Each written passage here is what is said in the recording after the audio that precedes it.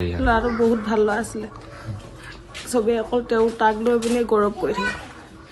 গাঁওখনৰ ভিতৰত ভাল ল'ৰা বুলি ক'লেও বেয়া নহয় পঢ়াত চোকা ল'ৰা মাকহঁতে বহুত কষ্ট কৰি তাক ডাঙৰ কৰিছে বাপেকে 2 বছৰ 3 বছৰ কেৰেলা পৰা নাহি ঘৰতে অকল ল'ৰা পঢ়ক বুলিয়ে বাপেকে কেৰেলাত থাকেগৈ মাকে চব্জি দোকান দি পেলাই যেনে তেনে চলি আছে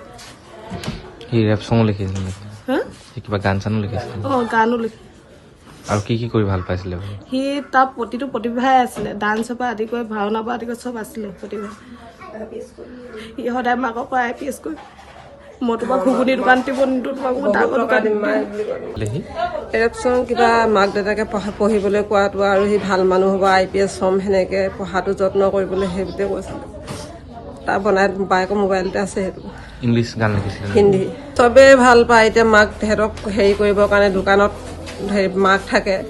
তাৰপিছত আহি মোৰ লগতে যেনেকৈ গেন্দমা বুলি মোক মাতে মই সিহঁতক সৰুৰ পৰা মৰম কৰোঁ গেন্দু আৰু ছোৱালীজনীক গেন্দে খাতি কৰোঁ সিহঁতক মৰমতে মাতোঁ সি অকল মোকে পিছে গেন্দমা মা দোকানত গ'লনে কালি মই তাক দেখা নাপালোঁ অকল তাৰ নামটো কি আছিলে ৰিহান শইকীয়া আৰু সেই যিটো লিখিছে সি ৰিহান বুলিয়ে লেখা আছে এইটো ৰেপ চংটোত